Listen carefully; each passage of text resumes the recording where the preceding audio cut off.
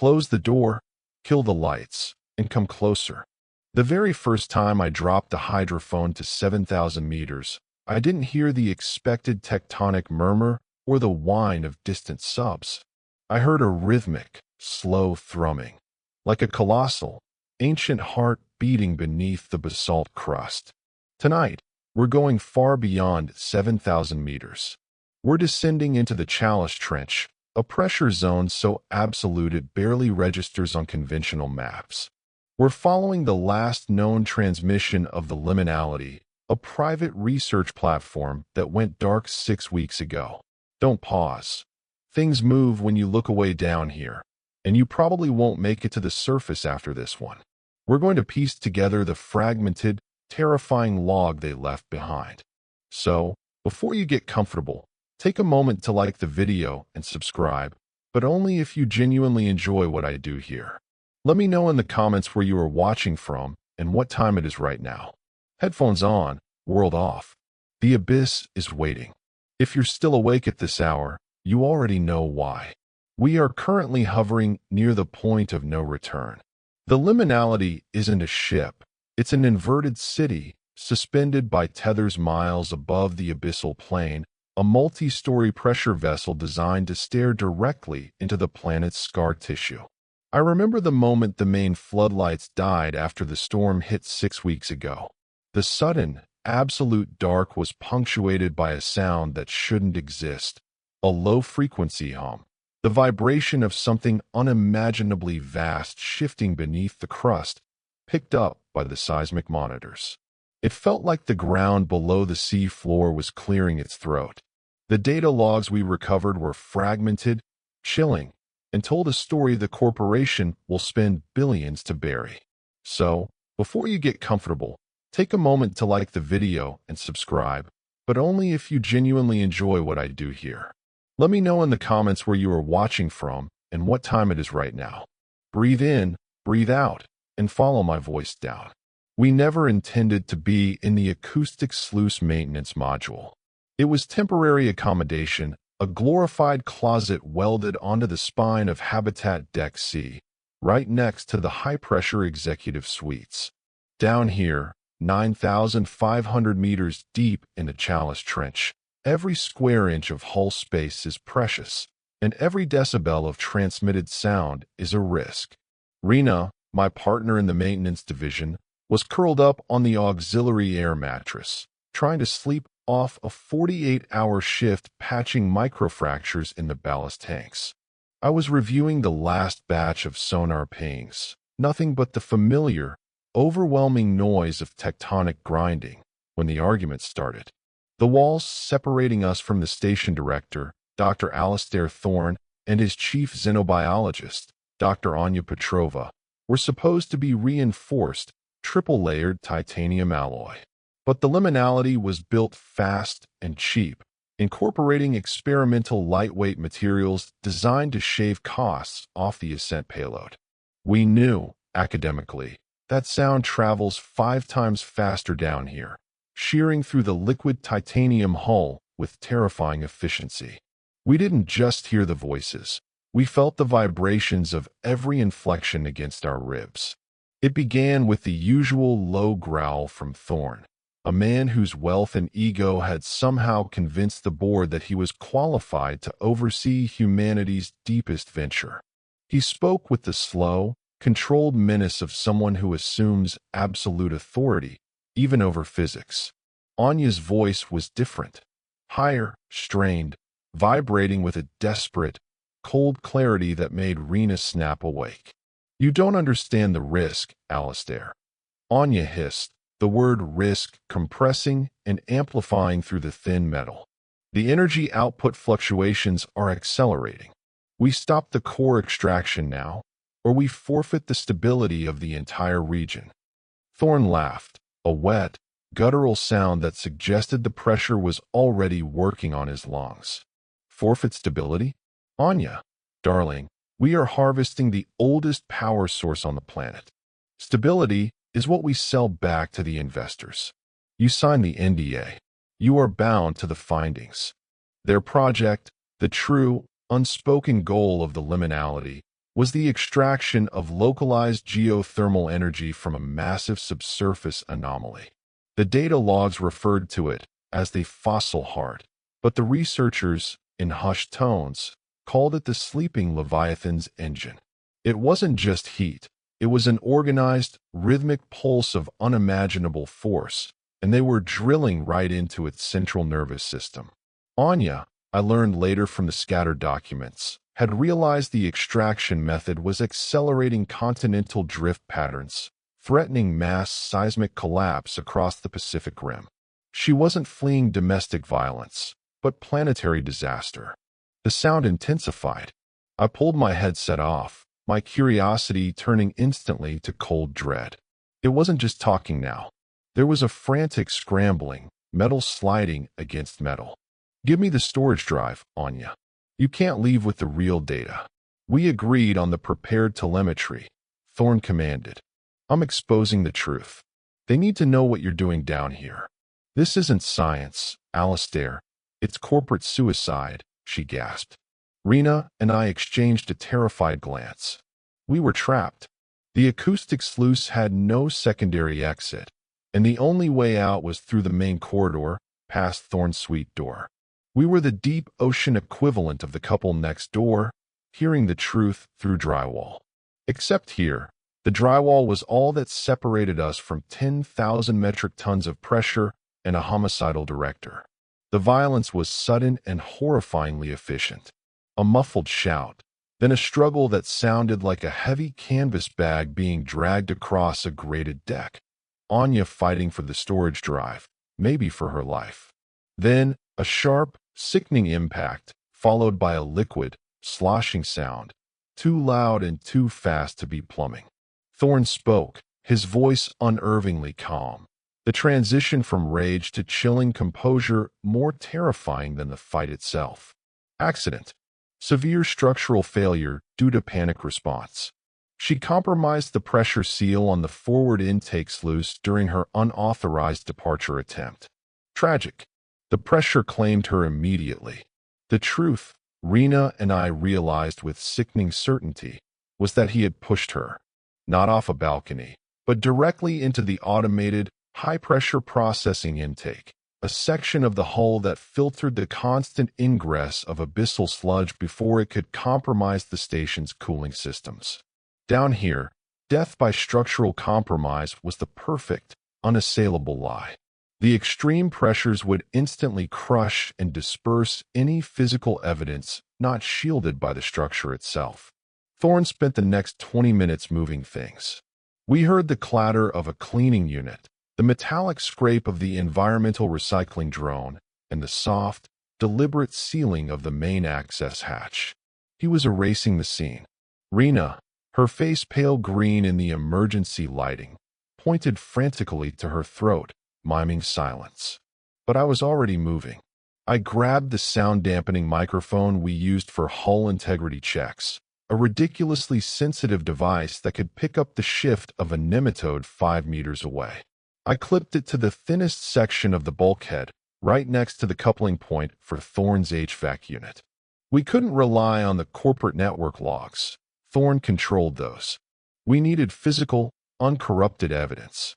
I set the recorder to its highest gain. For 5 minutes, nothing but the hiss of the ventilation.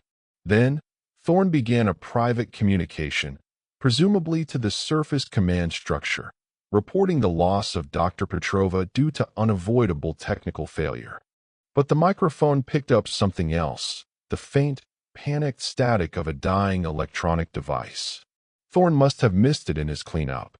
When I zoomed in on the acoustic waveform, I found it. A brief, garbled whisper, Anya's voice, captured in the second before the drive was destroyed or submerged. It was a fragmented warning, a timestamp, and a single, desperate statement naming Thorn.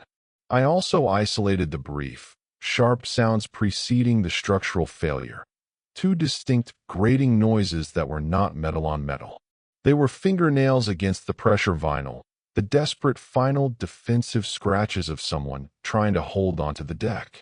Rena accessed the station's internal security feed, a compromised feed Thorn had forgotten about. and located the only footage, 12 seconds of a distorted, low-resolution shot of the corridor near the intake sluice. It showed Thorne sealing the hatch, but before that, a brief flicker of light revealing a smear of bright crimson, instantly washed away by the recycling unit's flush cycle. We had the audio testimony, the physical evidence of defensive injuries, and the digital fingerprint, the compromised drive, which we later recovered from the sludge filter containing the core extraction logs.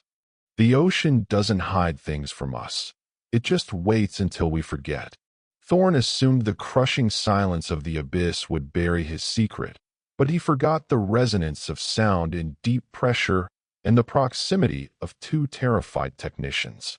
We didn't wait for the surface. We immediately routed the encrypted audio log and the security feed directly to the Liminality's second-in-command, Chief Engineer Valerius. The shockwave of the revelation traveled faster than sound.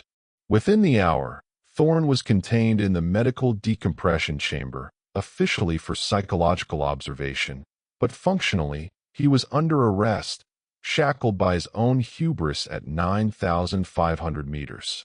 We thought the terror was over. We thought we had secured justice in the deepest, loneliest place on Earth. We didn't realize that by exposing one monster, we had simply awakened another one, far closer than the pressurized confines of the medbay. The containment of Dr. Thorne should have brought relief, a cleansing breath of recycled oxygen at 9,500 meters. But the sudden vacuum of authority was immediately filled by a dense, almost tangible suspicion.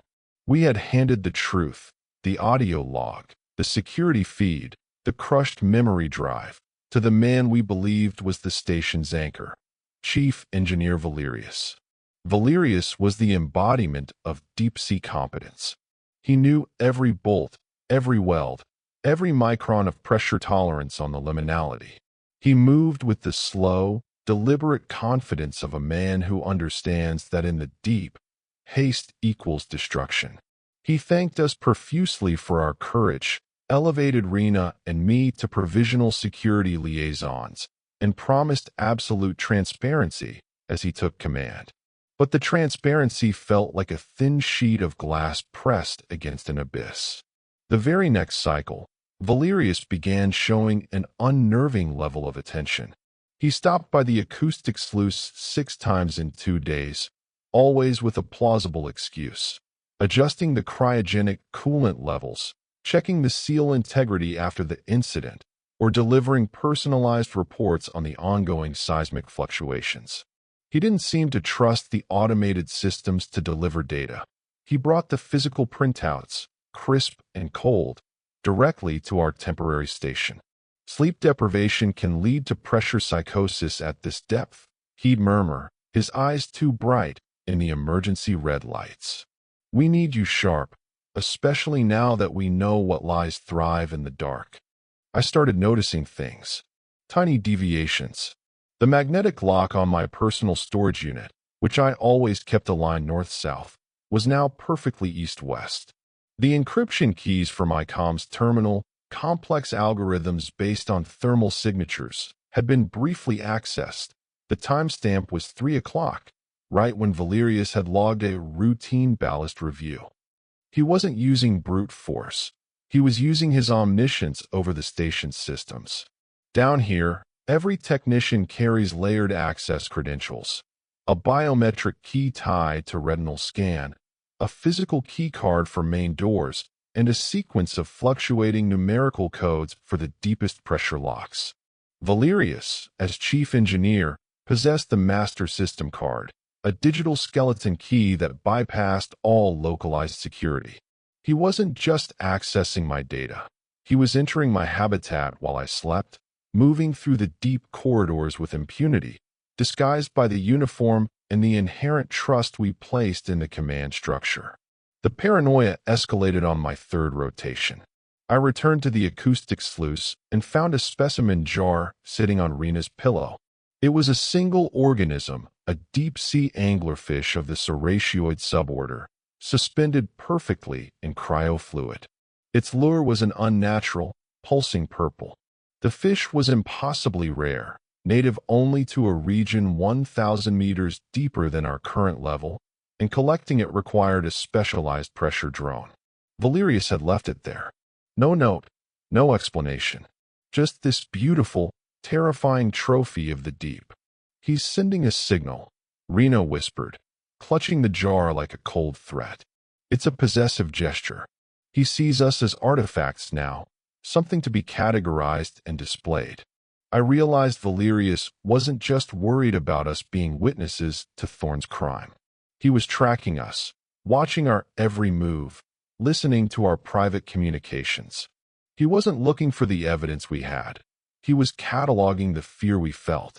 The core plot of the station, the extraction of energy from the abyssal anomaly, was inherently destructive, and I sensed Valerius believed that anyone who threatened the mission, or the mission personnel, had to be neutralized, perhaps as a twisted form of maintenance ritual for the sleeping Leviathan's engine. The mythic concept of the inverted ocean suddenly took hold. We were living in a pressurized bubble, far from the light, where the natural order of human society was inverted. The helper was the hunter, the commander was the predator. To catch him, we had to become ghosts ourselves. Rena, specializing in sensor array telemetry, realized that while Valerius's MasterCard bypassed door locks, it still emitted a low-frequency pulse detectable by certain legacy sonar equipment used during the station's construction. "He thinks he's invisible when the lights are off," Rena said, threading thin fiber-optic cable through the corridor ventilation shafts. "We'll use the acoustic feedback loop. He won't hear it, but we'll track the spatial displacement of his pressure profile." We decided to stage a disappearance. I left my terminal open, displaying a complex, critical systems diagnostic that suggested I was still working. Rena set up the sonar trap and went to the main galley, pretending to be on break. I hid in the narrow, sub-hull crawl space beneath the acoustic sluice, a place only maintenance techs should know about, and waited. The pressure hum of the station was a constant, low drone.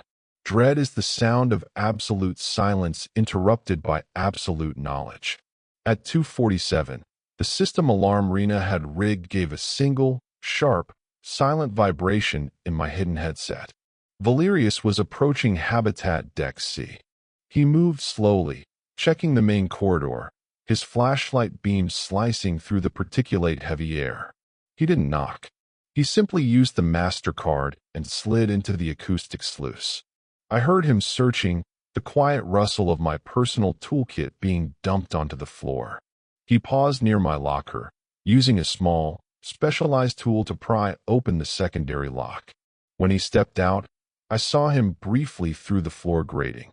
He was holding a small, silver locket, a cheap, sentimental gift Rena had given me months ago. It wasn't evidence, it was a souvenir. Rena had prepared the ambush on Deck B, the storage level, which Valerius frequented to manage reserve air tanks. When he reached the main access elevator, Rena triggered a momentary pressure drop in the adjacent ballast tank, setting off a cascading chain of alarms. Valerius panicked, thinking the hull integrity was compromised, and rushed to his hidden auxiliary maintenance closet, which only he and his trusted junior tech, Saris, knew about. This was Rena's actual trap. We knew Valerius needed an accomplice to handle the internal biometrics and the constant monitoring of deep-sea travel plans of solo researchers. The pattern of his predations stretched back years, coinciding with his tenure on the deep-sea circuit. Saris, the junior tech, was waiting inside the closet, updating the atmospheric scrubbers. As Valerius threw open the closet door, Rena appeared from the emergency supply hatch, armed with an industrial magnetic clamp wrench, heavy enough to incapacitate, but unlikely to breach the hull. "Going somewhere, Chief?" Rena's voice was steady, despite the trembling in the air. Valerius dropped the locket. His expression shifted instantly from professional calm to naked, predatory rage. He didn't fight with fury. He fought with precision, aiming directly for Rena's pressure suit seals. But Saris, The junior tech was the key. He had been complicit in previous incidents, using his access to check departure manifests and provide Valerius with the travel patterns of isolated personnel. But faced with Rena and the sudden, overwhelming confrontation, Saris collapsed. He confessed immediately, detailing how Valerius used deep-sea cruises and research platforms over the years as isolated hunting grounds, collecting small, intimate objects from dozens of single female travelers or isolated scientists. Inside Valerius's auxiliary closet, behind a false titanium panel, we found the collection. Not just personal jewelry and locks of hair, but fragments of damaged equipment. A splintered piece of a deep-sea camera casing, a discarded name badge from a lost researcher, a tiny, tarnished buckle from a submersible harness. Each item was cataloged, linked to a specific date and depth. Valerius wasn't stealing. He was performing a terrifying, systematic ceremony. We also found his current plan, the CO2 scrubber calibration logs for the acoustic sluice. He hadn't brought ropes or sleeping pills. He had planned to slowly, subtly shift the air mixture over 48 hours, inducing a quiet, dreamless asphyxiation that the official log would register as malfunction of tertiary life support due to extreme pressure differential. A perfect, deep-sea disappearing act, with Thorn contained and Valerius now restrained and locked down. The second authority figure compromised. The remaining crew was paralyzed by shock. The incident forced the company, who monitored our internal reports, to realize that vetting based purely on technical expertise was useless. The abyss doesn't just crush hulls, it distorts human morality. But as the internal crisis settled, the physical world reminded us where we were. A new, terrifying sound began resonating through the hull, a deeper, more insistent thrum than the tectonic grind. It wasn't the liminality that was moving, it was the entire abyssal floor. The immediate aftermath of securing Valerius was punctuated by a false sense of victory. We had purged the rot, but the core stability systems were still fluctuating wildly, reporting unprecedented seismic activity in the mantle below the Chalice Trench. The constant, low-frequency hum that had provided the soundtrack to our paranoia suddenly sharpened, evolving from a vibration felt in the teeth to a grinding noise deep within the bone.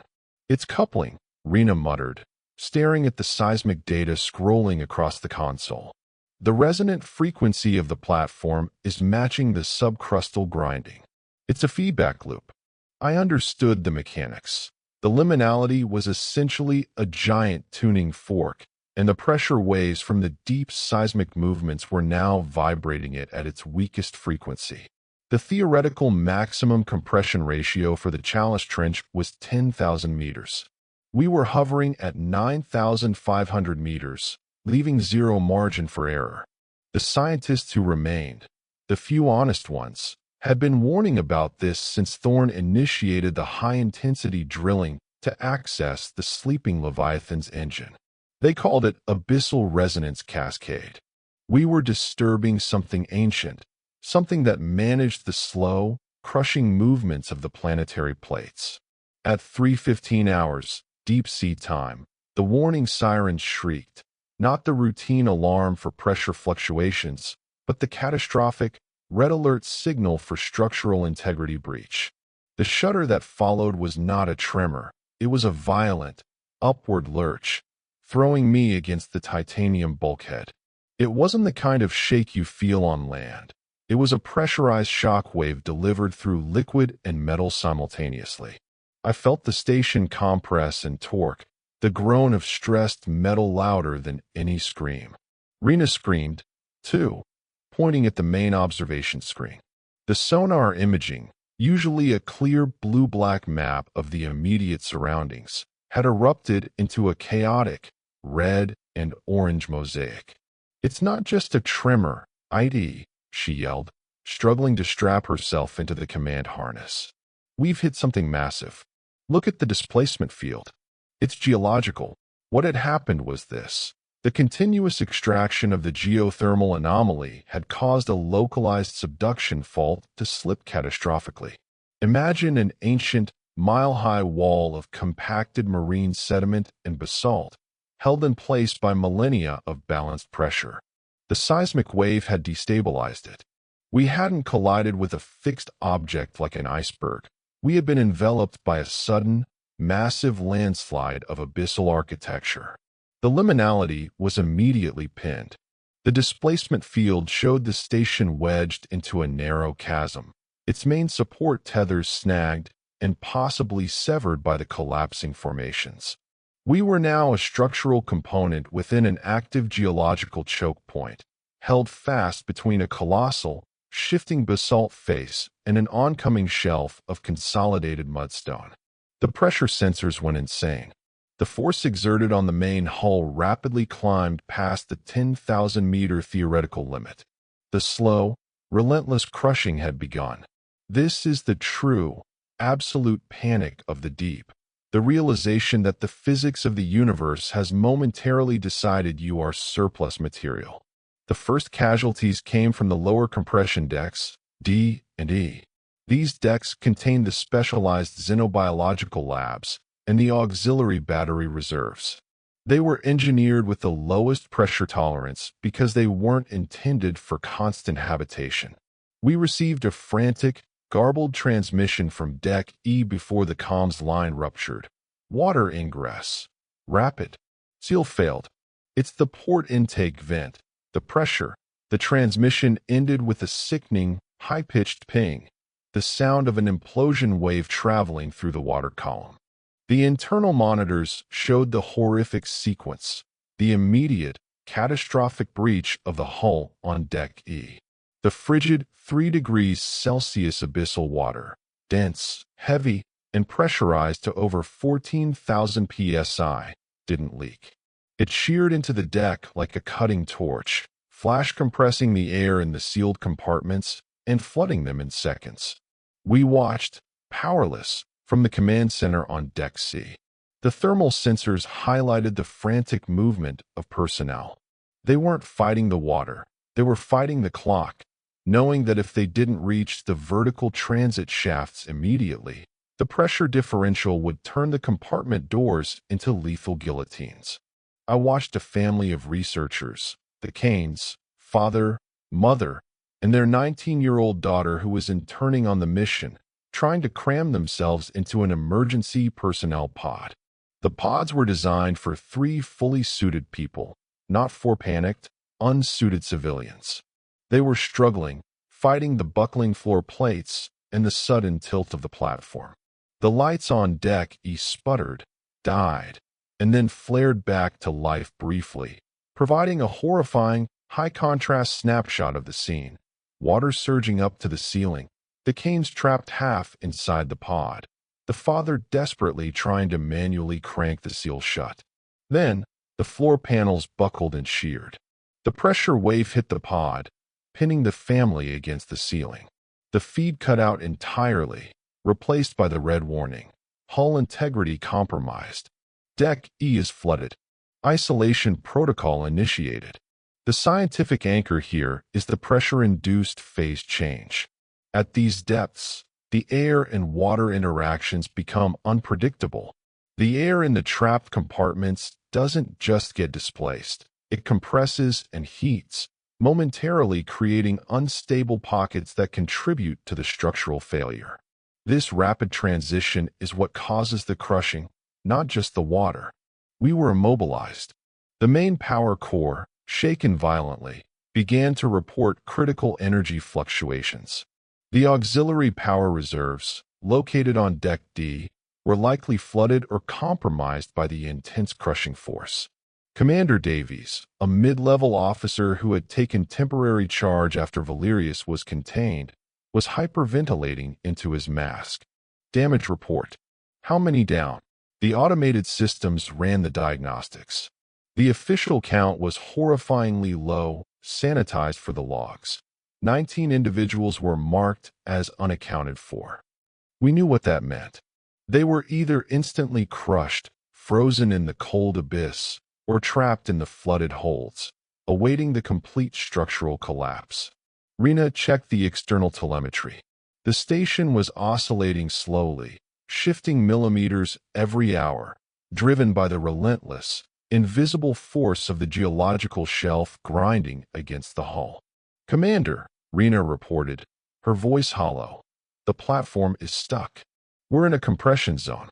We are being slowly, incrementally crushed by the subduction fault. The projected time frame for total structural failure is less than 48 hours unless we can initiate emergency separation protocol." The emergency separation protocol required main power and firing the explosive bolts connecting the Liminality to its base station. But without stable energy, we were welded to the trench wall. Looking out of the remaining viable viewport on Deck C, a triple-layered quartz composite designed to withstand nuclear pressure, I saw nothing but churning, pressurized gloom. The platform's searchlights, still partially functioning, illuminated the sheer, impossible scale of the rock face pinning us. It wasn't a wall. It was a continent's knee, slowly bending. The ocean doesn't hide things from us. It just waits until we forget. And what we had forgotten was the sheer, indifferent power of the planet. Thorne and the corporation had believed they could simply poke the Leviathan and steal its heat. The Leviathan had simply moved, and in doing so, condemned us all. Curiosity had led us here. Fear had gripped us during the human crises. But now, a terrified, cold awe settled over the survivors. We were witnessing a deep-sea geological event that should have taken millions of years, condensed into minutes. And we were central to its unfolding. The containment chambers holding Thorne and Valerius were intact. Ironically, some of the most heavily reinforced structures on the platform. They were safe, for now, imprisoned witnesses to the destruction they had indirectly caused. As the compression tightened, the main ventilation system coughed, sputtered, and died. An acrid, metallic smell, thick and sharp, began to fill the air.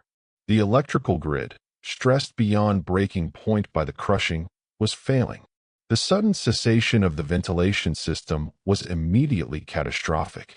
It wasn't the silence that was terrifying. It was the immediate realization that we were sealed inside a rapidly decaying metal coffin.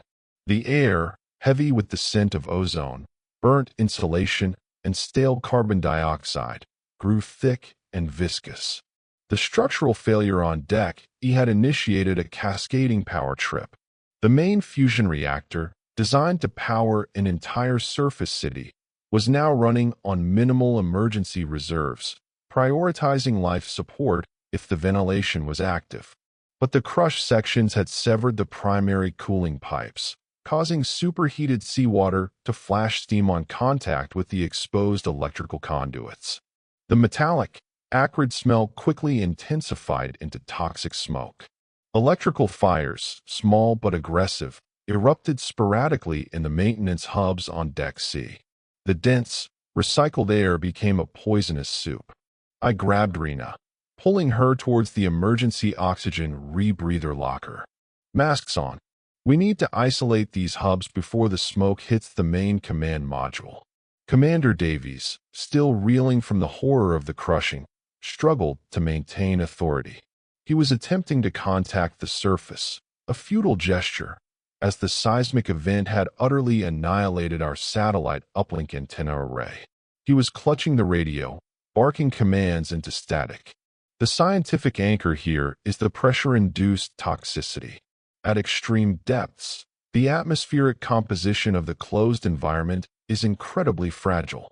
High CO2 levels mixed with burning chemical polymers release volatile, neurological toxins that rapidly incapacitate. People don't just suffocate, they panic first, then collapse into hallucination, dramatically accelerating the consumption of precious oxygen. As the smoke billowed, thickening to an opaque gray curtain, the mythic concept of the forbidden trench crystallized in my mind. We were trapped in a place that rejected human technology, where the rules of engineering failed, and the deepest systems were designed purely for self-preservation, regardless of human cost. Then, the lights died completely. The liminality plunged into absolute, crushing darkness. The only illumination came from the stuttering emergency path lighting, thin, green phosphorescent strips running along the floor, and the erratic flashes of spreading electrical fire. The sheer terror of the dark and the toxic air broke the crew. Panic rippled through the remaining 80-odd personnel. We were trying to fight a stubborn fire in a junction box when we heard the frantic activity emanating from the main hangar deck, one level above us. That deck housed the Nautilus II, the station's only deep-dive mini-sub, designed for rapid ascent and surface transit. It had space for 4 people, 5 if you packed them tight, and jettisoned all non-essential equipment. Commander Davies was no longer at the communication console. We found him on the hangar deck, struggling with the hatch seals of the Nautilus II. He wasn't alone. With him were 3 high-ranking corporate liaisons, people who had spent the entire mission in plush, unpressurized safety zones, never touching a wrench or a scientific instrument. They were fully suited in pressure gear, carrying pre-packed survival kits. They were abandoning the station. Davies saw us approach, our faces streaked with soot and sweat beneath our masks. He didn't look remorseful. He looked terrified and focused. "Stay back," Davies barked, aiming an emergency flare gun at us. "We have secured the only viable escape path. The structural integrity is failing. This is necessary to preserve the mission intelligence." Intelligence? Anya Petrova's intelligence is locked down in the archive, Rena shouted, the rebreather making her voice metallic and harsh. "You mean preserving yourselves?" Davies's face twisted in shame and fear. "We have to reach the surface to coordinate rescue. It's the only way." It was the excuse of a coward, the claim of necessity masking pure self-preservation. The Nautilus II was the only hope for rapid ascent. Even if we didn't fit, its powerful beacon and ascent capability were essential for guiding any possible surface rescue vessel to our location, now buried beneath meters of unstable geology. One of the corporate liaisons, a man named Sterling, shoved past Davies and entered the sub's cockpit. "The coordinates are locked. We don't have time for this populist nonsense. We are the critical personnel." The truth was laid bare. More than 3,000 meters of water, 80 people, toxic air, and the 4 highest-ranking corporate individuals were stealing the only lifeboat. This mirrored the panic we'd seen in historical maritime disasters, where the structure of society dissolves and self-interest overrides duty. Davies tried to maintain a pretense of order. He activated the sub's internal launch sequence. "This is a command decision. I will return with rescue personnel. Hold the line. The ocean doesn't hide things from us. It just waits until we forget." And we had forgotten that loyalty evaporates faster than water under pressure. Rena and I knew arguing was pointless. The smoke was getting thicker. We were losing precious seconds of oxygen. As the Nautilus II's outer lock began to seal, I noticed a critical detail, a flaw in their desperate plan.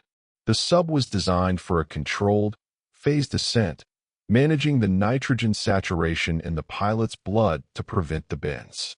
If they ascended too quickly, they would die of decompression sickness long before reaching the surface. I grabbed a discarded comms terminal and furiously keyed in a high-priority override command to the sub's navigation computer. It was a massive risk, requiring me to momentarily drop my guard against the toxic smoke, but I had a brief window before the sub initiated final departure. I didn't sabotage the propulsion. I simply rerouted the primary altitude telemetry. Instead of plotting a controlled ascent curve, I introduced a randomized variable into the decompression protocols, essentially making their journey an accelerating, unpredictable, life-threatening disaster. They would get to the surface fast, yes, but they would arrive sick, raving, and potentially dead. As the Nautilus II separated from the Liminality with a deep, hydraulic thunk, its powerful thrusters briefly illuminated the entire hangar deck. We watched the sub's lights fade into the darkness above, carrying the toxic payload of cowardice and corporate greed. We were alone. 48 hours until implosion. No rescue beacon. Only 76 people remaining, struggling to breathe in a metal structure that was slowly being digested by the earth. I pulled Rena away from the hangar hatch, back into the increasingly smoky confines of Deck C. "We need to find the air scrubbers," I gasped, the carbon dioxide making my thoughts sluggish. "We need power to run them, or we all go under in the next few hours." The auxiliary power distribution network was in the central core, the heavily reinforced section where, ironically, Thorn and Valerius were still locked down. As we stumbled towards the core, using the phosphorescent strips as our guide, a scientist named Marcus, pale and wheezing, grabbed my arm. "Wait. Commander Davies wasn't the last officer," he coughed. "Captain Eleanor Vance is still here, but she hasn't been seen since the first tremor. She's in the primary medical bay on Deck B." Captain Vance, the only person left with the authority and the technical knowledge to coordinate a repair, was unresponsive. We found her slumped against a console in the med bay, her breathing shallow, her eyes closed. The official report would have read, "Incapacitated by toxic fumes." But something about the scene was wrong. Her pressure suit was still folded neatly on the bench. Her rebreather mask was still in its sterilization pack. If she was incapacitated by the air, she would have fought for those things. I carefully lifted her helmet. She wasn't breathing toxic air. Her symptoms were too regular, too slow. This wasn't panic or poisoning. This was calculated. And that's when I saw the small, almost invisible puncture mark on the vein of her inner elbow. The sight of Captain Vance, ostensibly overcome by the toxic air but bearing the subtle mark of deliberate incapacitation, ignited a cold clarity in the suffocating darkness. We had witnessed murder, stalking, geological disaster, and mass abandonment, but this felt like the most calculated betrayal yet. Rena immediately moved to secure the med bay, sealing the airlock and ensuring our own breathing apparatuses were functioning perfectly. The smoke was a heavy presence outside, but the med bay, thanks to its specialized air filtration for surgical procedures, offered a brief pocket of comparative safety. "Who did this?" Rena whispered, checking Vance's vital signs. "The corporate stooges are gone. Thorn and Valerius are locked up. Who is left?" I checked the captain's comms log. Nothing recent. Then I looked at the medical console she was slumped over. It wasn't displaying medical data. It was showing the primary life insurance policy documentation for Liminality personnel. Specifically, Captain Vance's policy, listing her next of kin and primary beneficiary. Her first officer, Damien Rook. Damien Rook. He was the unassuming, detail-oriented second-in-command who had been tirelessly trying to manually reroute power since the crush event. He seemed the picture of dedication, calm, focused, and utterly indispensable now that Davies was gone. The realization hit me with the force of deep-sea pressure. Rook was setting the stage. Vance wasn't poisoned with a fast-acting neurotoxin. She was likely injected with a controlled depressant, something that mimicked the symptoms of slow suffocation or pressure psychosis, something that would kill her quietly over the next few hours while the station fell apart. This wasn't about escape. It was about covering an insurance claim, ensuring the death was logged as an unavoidable accident in the ultimate maritime disaster. The mythic concept of the silent machine took hold. Rook wasn't acting out of panic or rage. He was performing a meticulous, procedural execution, a perfect act of sabotage hidden within the chaos of the abyss. We were operating on fumes, both literally and figuratively. We had to expose Rook without alerting him, knowing he controlled the remaining internal comms and, crucially, the manual overrides for the air scrubber systems. If he knew we were onto him, he could shut off our oxygen entirely and blame it on the systemic failure. Why now? I asked Rena, reviewing the oxygen consumption rate. If the whole station is going to implode in 48 hours, why bother with Vance? Rena adjusted her mask. Her eyes narrowed in the flickering light. Insurance. A catastrophic structural failure might void the policy due to negligence. A death caused by incapacitation due to environmental hazard before the failure occurs is clean, fast, and pays out immediately. He needed the timestamp to precede the hull breach. We needed evidence, and we needed to get power back to the air scrubbers immediately. The crew outside the med bay were already exhibiting signs of profound CO2 intoxication, sluggish movement, irrational behavior, and mounting aggression. I remembered the communication setup Rook used. He didn't trust the main encrypted lines. He used a rarely accessed, deep redundancy satellite phone located in the secondary geological storage room, which was heavily shielded against seismic interference. He must have used it to communicate with his accomplice, perhaps a lover, perhaps a partner in crime, on the surface, confirming the scheme. The scientific anchor we relied on was the thermohaline conductivity principle. The deep-sea environment is constantly near freezing, but the active electrical conduits generate tremendous heat. I knew that Rook's satellite phone, while heavily shielded, required a small, continuous thermal signature to keep its internal cryocircuit stable. I gave Rena the most critical task: go to the main power nexus, where Rook was currently working, and manually reroute just enough residual energy to power the secondary air scrubbers on Deck D. Even though Deck D was partially flooded, the scrubbers might be damaged, but even a fraction of filtration could buy us hours. Be careful, Rena, I warned her. Rook is not like Thorn or Valerius. He is precise. He won't use brute force. He'll use a system failure. Meanwhile, I used the medical bay's external camera system, normally used to monitor the decompression tanks, to scan the corridor leading to the geostorage room. Rook appeared on the screen, moving slowly, his actions unnaturally deliberate for a man trying to save 70 lives. He had left his station at the power nexus under the guise of checking a distant valve.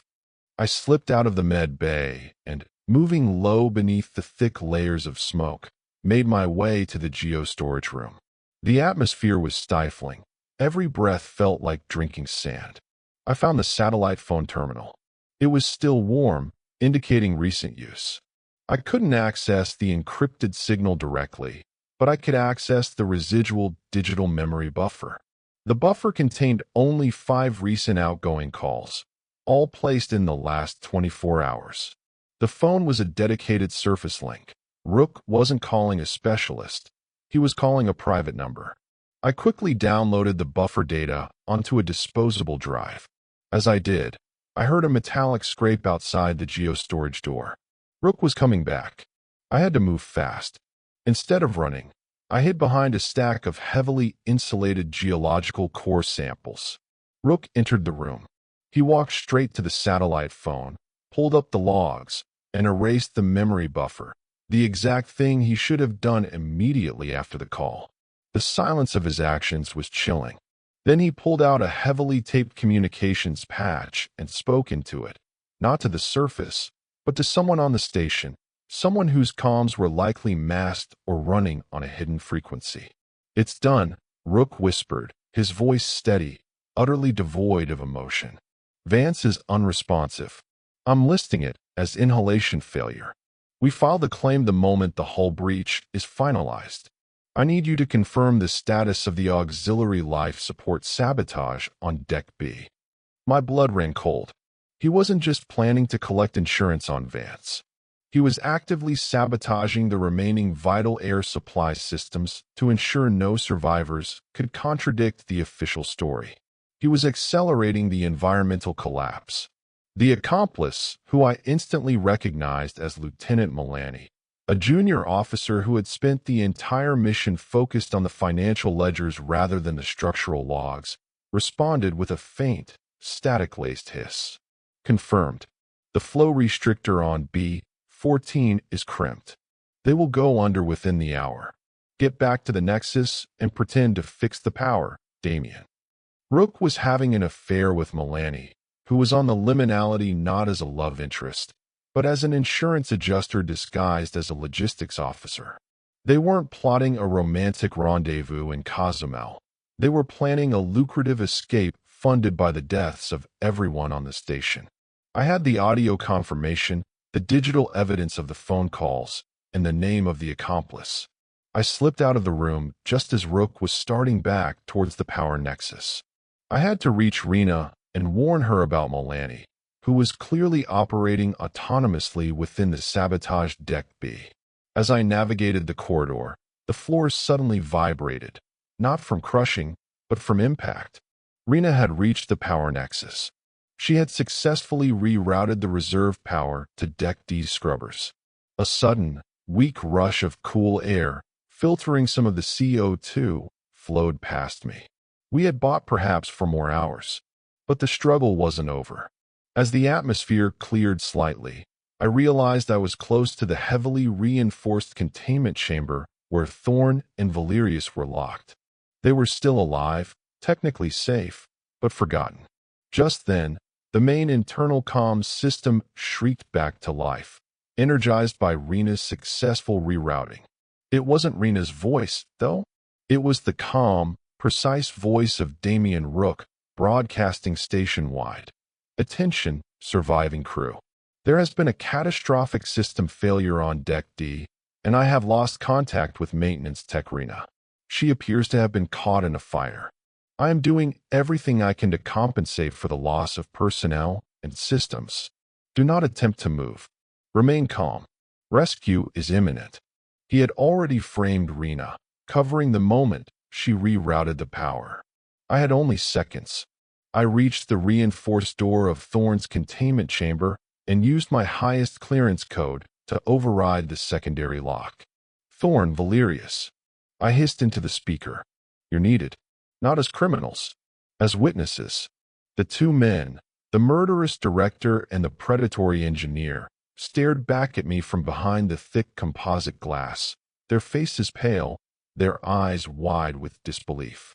Their combined malice was nothing compared to the calculated greed of Rook and Milani.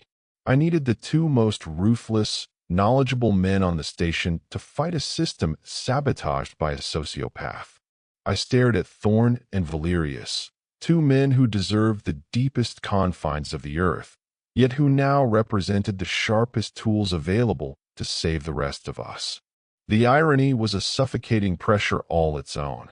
They were the masters of ruthlessness, and right now, ruthlessness was the only language Damien Rook would understand. Rook is killing us for insurance fraud, I repeated, speaking slowly into the containment chamber speaker, letting the enormity of the betrayal sink in. He and Milani are crimping the life support flow restrictors on Deck B, creating a final asphyxiation event to ensure they collect the policy before the platform is crushed. Thorn, the murderous director, pushed his face close to the thick glass. His eyes, usually clouded with arrogance, now shone with genuine, primal survival instinct. Damien Rook? A ledger clerk? He wouldn't have the nerve. Valerius, the predatory engineer, was calmer, his mind already calculating the system's failure. He has the clearance. If he is working with Milani, they can bypass any secondary lock I put in place. The core oxygen supply is fragile. You need a distraction technician, a massive one. I had offered them a temporary release from custody, a bargain struck at the edge of the abyss. Their containment seals would only be unlocked for 1 hour, enough time to neutralize Rook. I activated the lock override. The hydraulic hiss of the pressurized door opening sounded like a final judgment. Thorn stumbled out first, blinking against the emergency lighting, grabbing a heavy maintenance pry bar for balance. Valerius, however, immediately oriented himself towards the med bay. First, Captain Vance, Valerius stated. If Rook used a digitalis analog or a neurodepressant, We need to know how much time we have. He won't have compensated for her high-pressure tolerance. We reached the med bay. Rena had kept watch, her magnetic wrench ready. When she saw Thorn and Valerius, she nearly dropped the weapon, but I stopped her. They are temporary assets. Rook is the threat. I played the recording I had lifted from Rook's secure comms buffer, the clear, cold voice confirming the successful incapacitation of Vance and the active sabotage of the Deck B air supply. Captain Vance, who had been lying perfectly still, eyes fluttering occasionally, suddenly sat up, shedding the illusion of incapacitation. She wasn't poisoned. She was paralyzed by a potent, short-acting sedative she had allowed Rook to administer. The scientific anchor here is the principle of high-pressure pharmacokinetics. At extreme depths, the circulatory system is under such immense load that the half-life of most drugs, particularly sedatives designed for surface use, is drastically shortened. Vance knew the depressant would mimic fatal symptoms for Rook's benefit, but she also knew she could override its effects within a fixed window, allowing her to covertly monitor him. "He thought I was out," Vance whispered, grabbing a filtration mask and immediately securing it. I let him see the opening. I suspected him the moment Davies ran. I knew he was watching the policies. I recorded the moment he administered the drug. She pointed to a hidden microphone embedded in the console. She had staged her own collapse, pretending to be the victim of the toxic air to gather the final, damning evidence against her first officer. "Milani is in the tertiary pump station," Vance immediately declared, already operational. "She's waiting for Rook to meet her to confirm the final shutdown. Rena, I need you to flood the pump station with inert gas, the nitrogen reserve. It won't hurt her, but it will buy us time." "IT." She looked at me, her eyes sharp. "You are the bait. You have the evidence Rook needs to eliminate. You broadcast your location near the Nexus. Valerius, you secure the Nexus controls. Thorn, you ensure Rook does not reach the hangar." We were executing a counter-sabotage operation led by a newly revived captain and 2 convicted deep-sea criminals. The ocean doesn't hide things from us. It just waits until we forget. And what Rook forgot was that the most powerful weapon in the abyss isn't pressure, but calculated deception. I broadcast a high-frequency message on an unencrypted maintenance channel. "Emergency. I am at the power nexus. I have the recording of Rook's call and Milani's involvement. I am transmitting it to the surface now." It was a lie. There was no surface link, but it was the perfect trigger. Rook's immediate goal shifted from silent sabotage to immediate termination of the threat. Rena, moving with the speed of desperation, went to the tertiary pump station. Valerius used his engineering expertise to access the heavily guarded central distribution manifold, manually locking out Rook's digital access codes. Thorn, using his size and malice, positioned himself near the vertical transit shaft leading to the hangar, the last viable path of escape. I waited at the power nexus, the emergency lights flickering, exposing the dust motes and the lingering smoke. The sound of running feet echoed through the pressure hull, fast, urgent, and angry. Damian Rook appeared, not in his regulation uniform, but in a partial diving suit, carrying a heavy wrench. He wasn't the calm logistics officer anymore. He was a frantic killer trying to protect his payoff. "You won't make it out, technician," Rook spat, stopping 10 meters away, raising the wrench. No one saw anything. This entire project is going down as a write-off. "Milani is contained. Rook," I said, keeping my voice steady despite the adrenaline surging through my lungs. "And Captain Vance is awake. We have the logs. It's over." The distraction worked perfectly. Rook hesitated, momentarily paralyzed by the collapse of his calculated reality. That was the moment Valerius struck. He didn't engage in a fight. He engaged in engineering warfare. He had pre-pressurized a localized emergency fire suppression line leading directly into the Nexus.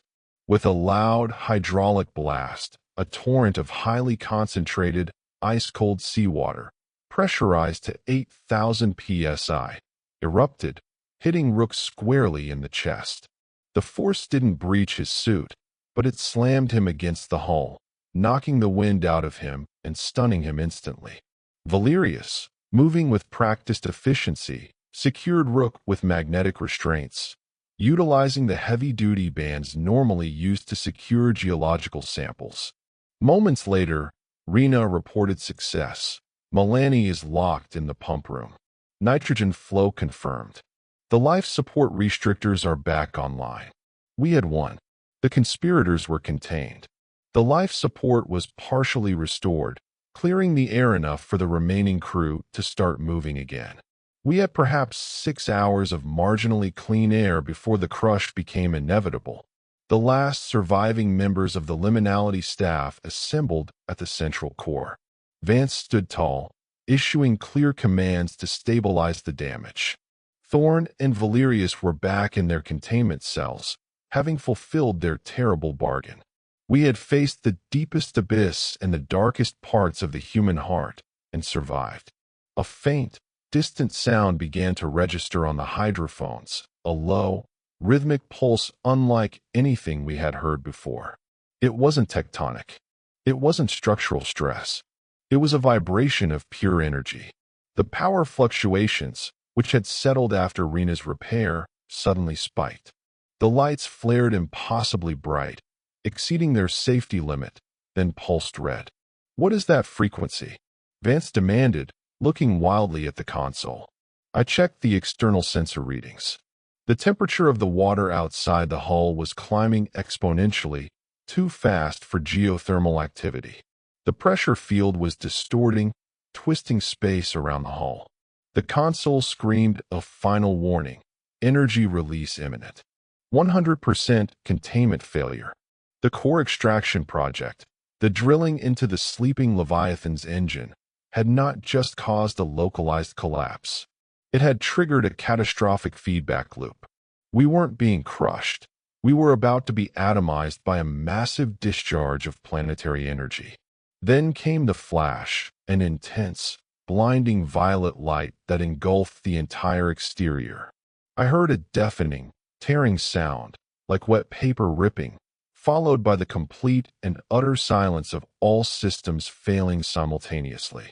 The air rushed out of my lungs, and for a terrifying moment, I felt the impossible, the crushing weight of the pressure easing, the deep-sea dark replaced by a strange, shimmering blue. When the emergency backup lights sputtered back on, the inertial dampeners reported a non-zero, instantaneous displacement. The seismic monitors were blank. The sonar was useless. We were no longer in the Chalice Trench.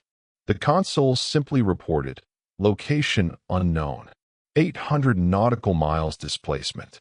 The silence was the loudest sound I have ever heard.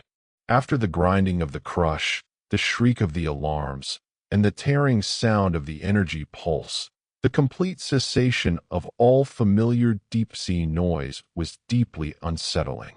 The air, now partially scrubbed but still heavy, settled around us like a shroud. Captain Vance was the first to regain control, her hands flying across the inert navigation console. "What is the depth reading?" "IT. Give me something." The redundant pressure gauge, a heavy mechanical instrument, reported a stable 9,500 meters, unchanged from the Chalice Trench. But the primary digital systems were unanimous: GPS signal lost. Inertial dampeners report zero velocity, 800 nm instantaneous jump. Rena managed to coax the external cameras back to life, routing the feed to the main screen. What we saw defied every law of physics, optics, and marine science we knew. We were surrounded by water that was not black, but a deep, vibrant, impossible shade of blue-black, shimmering with internal luminescence. The geological features around us were utterly foreign, structures of towering, geometric black rock, arranged in perfect, crystalline formations that defied tectonic or volcanic origin. It looked less like the seabed and more like a ruined, submerged city carved from obsidian. Then, Rena focused the camera upward. Through the miles of water column, we should have seen nothing, only the faint, diffuse twilight of the surface. Instead, the surface was a terrifying, chaotic expanse of purple clouds churning violently, illuminated by stars that were utterly alien. They weren't the constellations we knew. They were grouped tightly, impossibly bright, forming geometric patterns, a celestial map that simply shouldn't exist above Earth's ocean. "Where are we?" Thorne's voice, rough and shocked, echoed from the intercom of his now-locked containment unit. Even his criminal mind recoiled from this impossibility. I accessed the specialized chronometers used for deep-sea data logging. They were spinning wildly, alternating between reporting the current date and logging October 2024, the year the Liminality was supposed to arrive at this depth. The energy pulse hadn't just moved us spatially. It had somehow tangled our temporal frame of reference, creating an effect similar to the mythic concept of the inverted ocean, where the physics of the surface and the abyss were reversed. The immediate culprit was the power source, the sleeping Leviathan's engine. The drilling into the core had not only caused the seismic collapse, but the sudden, violent release of the captured energy had acted as a localized, catastrophic warp field, ripping the Liminality out of its spatial context. We hadn't drifted. We had been teleported across the globe, or perhaps across dimensions. The scientific anchor here is the Alcubierre bubble effect, theorized to allow faster-than-light travel by warping space-time around a vessel. We had not moved through the water at speed. The space around us had compressed and re-expanded, leaving us 800 nautical miles away, potentially in a region of the planet or another dimension that rejects conventional navigation. Vance was trying to force the long-range sonar array back online, desperate for a familiar geographical signature. "There's something approaching," she announced, her voice strained. "Massive, moving incredibly fast, bearing directly towards us." The sonar display, usually showing the slow movement of large pelagic fauna, erupted with a towering, asymmetrical signal. It was moving at over 150 knots, an impossible speed for anything non-hydrodynamic at this depth. "It's a storm," I realized, reading the pressure fluctuations and the acoustic signature. "But it's a superstorm. Look at the wave heights." The exterior camera struggled to penetrate the shimmering water, but then a terrifying image stabilized, an immense, purple-black cyclonic vortex, churning the deep water into a frenzy. This was a deep-sea equivalent of a hurricane, with waves towering far above the Liminality's 100-meter height. The abyss was manifesting its own weather system, a phenomenon no deep-sea exploration had ever recorded. The Liminality was hit by the leading edge of the storm. The vessel, though damaged, held fast against the crushing forces, but the sheer kinetic energy of the water, now moving at incredible velocities, battered us relentlessly.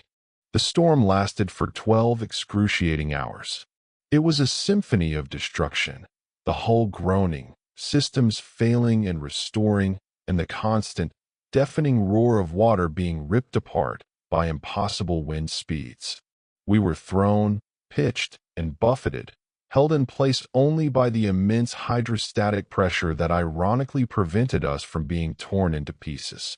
Thorne, Valerius, Rook, and Milani, all were forgotten in their cells, now simply terrified observers. When the storm finally subsided, leaving behind only the shimmering, purple-black residue, the silence returned. Vance was slumped over the console, exhausted. Rena was securing the last of the damaged internal sensors. I checked the external telemetry one last time. The water was calming. The alien stars above remained. And then, the GPS signal sputtered back to life, reporting our location. We were in the Atlantic, deep in the Bermuda Rise, precisely 800 nautical miles from where the Liminality was last recorded. The company, The corporation that owned the Liminality sent its response within hours, the first satellite link since the tremor. It wasn't relief, it was corporate mandate. Captain Vance. The voice on the comms was flat, digitized, and instantly recognizable as the board chairman. The official report will be logged as unavoidable system collapse due to extreme solar storm interference during a routine pressure test. All personnel involved in the extraction project will be reassigned or given permanent non-disclosure settlements. Thorne's murder of Anya, Valerius's stalking, Rook's insurance fraud. All of it would be buried under the blanket lie of the solar storm. The corporation wouldn't compensate the families of the dead, nor would they admit to the warp event. They simply towed the battered Liminality to a remote European port, stripped its systems, changed its identification number, and sold it to a shell company for refitting to destroy all evidence of the impossible jump. Rena and I were given settlements and threats. We left the abyss, haunted by the crushing terror and the knowledge of the truth, a truth that the company tried to dissolve in bureaucracy. But we knew.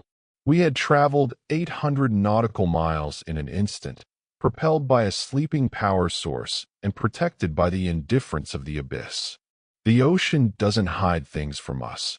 It just waits until we forget. And we will never forget the terrifying, crystalline structures beneath the impossible stars. The pressure has eased now. The weight of the deep water, the palpable force of 14,000 psi pressing in on the hull, is now just a memory. A phantom weight that still rests heavy on my chest, years after the ascent. Rena and I survived, but the quiet surface world feels brittle and transparent after the absolute darkness of the Chalice Trench. We took the settlements, signed the waivers, and watched as the corporate machine efficiently erased the Liminality from history, blaming solar flares and faulty electronics for the impossible jump.